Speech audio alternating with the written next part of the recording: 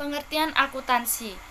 Akuntansi merupakan seni, ilmu, sistem informasi yang di dalamnya menyangkut pencatatan, pengklasifikasian, dan pengikhtisaran dengan cara sepatutnya, dan dalam satuan uang atas transaksi dan kejadian yang setidak-tidaknya sebagian mempunyai sifat keuangan, serta adanya penginterpretasian hasil pencatatan dan disajikan dalam laporan keuangan.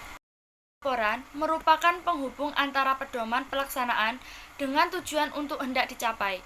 Dalam konsep ini harus mampu menjelaskan karakteristik atau mutu informasi dan elemen-elemen yang disajikan dalam laporan keuangan, sehingga fungsi akuntansi sebagai penyedia jasa informasi dapat menentukan kepada siapa informasi tersebut ditujukan.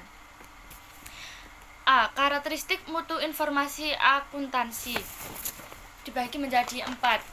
Yang pertama, relevansi informasi akuntansi. Informasi yang relevan adalah informasi yang menimbulkan perbedaan. Perbedaan itu dapat memperlemah atau memperkuat pengharapan yang ada. Dengan demikian, relevansi selalu dikaitkan dengan feedback dan nilai prediktif dari informasi tersebut. Yang kedua, reliabilitas informasi akuntansi.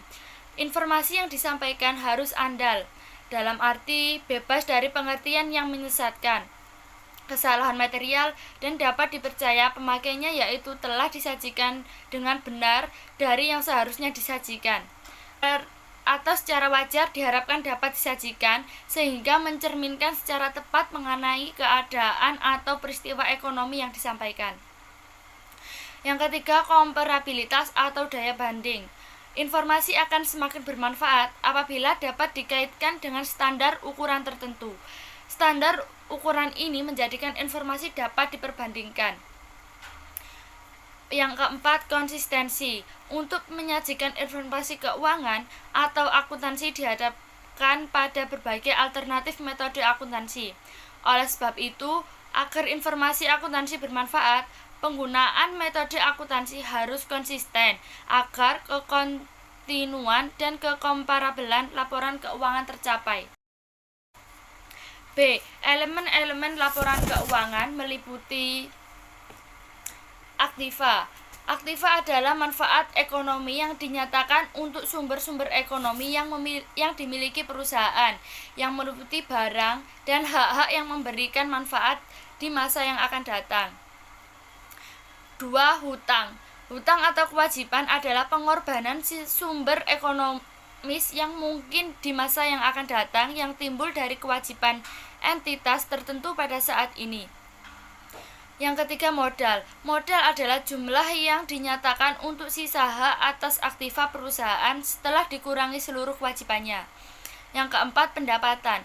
Pendapatan adalah jumlah kotor dari kenaikan aktiva atau penurunan kewajiban, atau kombinasi keduanya. Pendapatan timbul dari aktivitas penjualan barang atau jasa.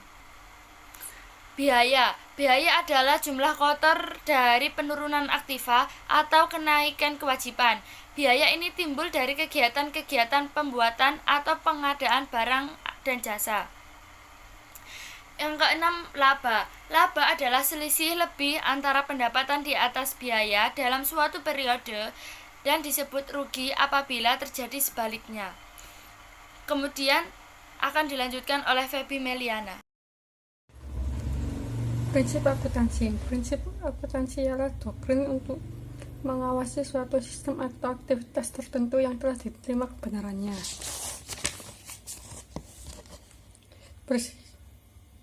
Prinsip-prinsip tersebut adalah: 1. Prinsip harga perolehan, yaitu prinsip ini didasari bahwa harga tersebut ditentukan secara objektif, jumlahnya sudah diketahui dan dapat diuji kebenarannya melalui bukti-bukti transaksi. Yang kedua, prinsip realisasi penghasilan. Penghasilan adalah setiap pertambahan aktivitas atau penurunan hutang yang timbul dari penjualan barang atau jasa selama periode akuntansi tertentu. Yang ketiga, prinsip pemerkiraan pendapatan dan biaya, yaitu pendapatan dan biaya harus sesuatu hal yang terjadi dalam waktu yang sama. Untuk dapat mempertemukan pendapatan dan biaya dalam periode yang sama, maka diperlukan metode pengakuan pendapatan dan biaya. Yang keempat, prinsip objektif, yaitu bahwa laporan keuangan yang dihasilkan haruslah didasarkan pada data akuntansi yang didukung oleh bukti-bukti transaksi yang objektif. Yang kelima, prinsip pengungkapan penuh, yaitu untuk mencapai ini maka laporan keuangan harus disusun secara baik sesuai dengan standar akuntansi yang disepakati umum menggunakan istilah-istilah yang tepat. Yang terakhir yaitu prinsip konsistensi. Daya banding laporan keuangan akan ditentukan oleh konsistensi pengguna teori, metode, dasar, pedoman, dan praktik akuntansi yang sama dengan yang diterapkan sebelumnya.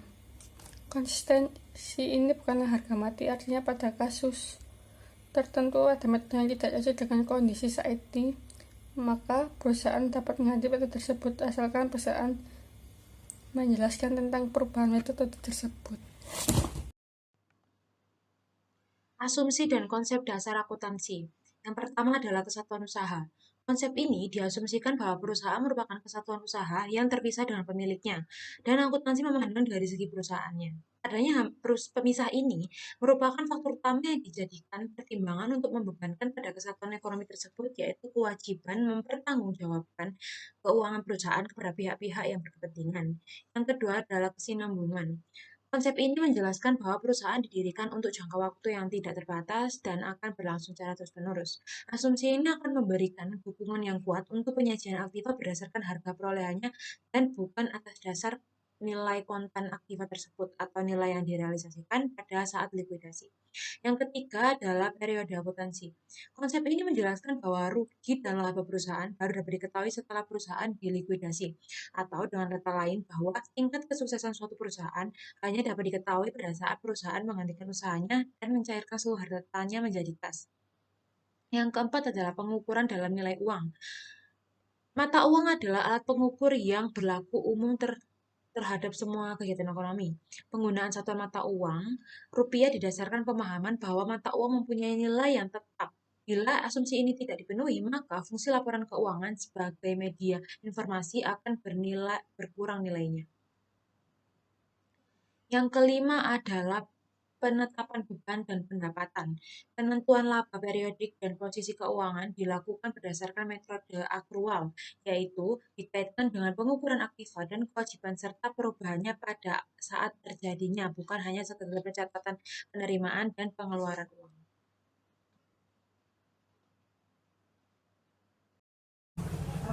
Keterbatasan akuntansi. Informasi yang disajikan harus memiliki karakteristik mutu, tetapi untuk menyajikan seperti ini akan dihadapkan pada kendala-kendala. Kendala-kendala tersebut dapat dikelompokkan sebagai berikut. 1. Asas manfaat dan biaya. 2. Asas materialitas. 3. Asas konservatif. 4. Kebiasaan-kebiasaan dalam dunia bisnis. Yang pertama, asas manfaat dan biaya.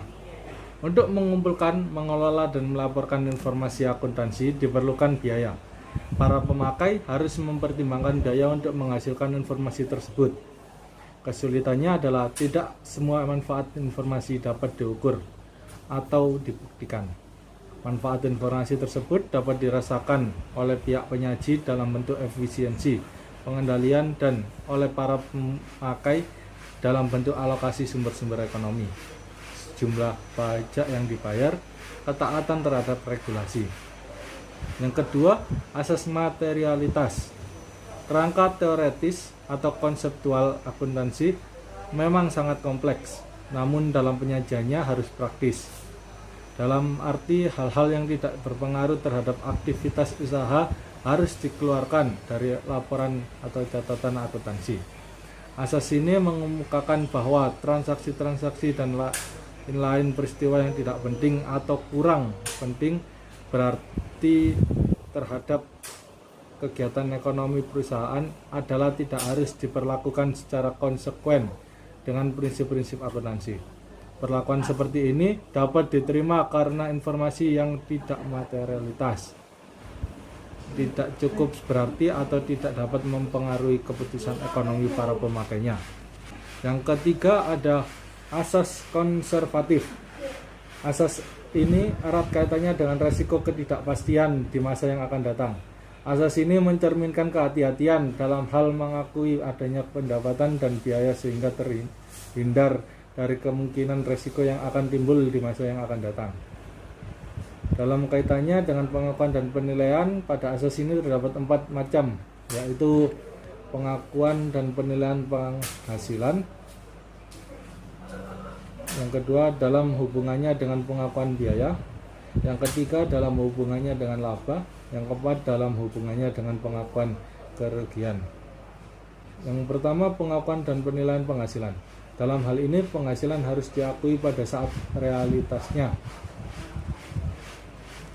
Yang kedua dalam hubungannya dengan pengakuan biaya.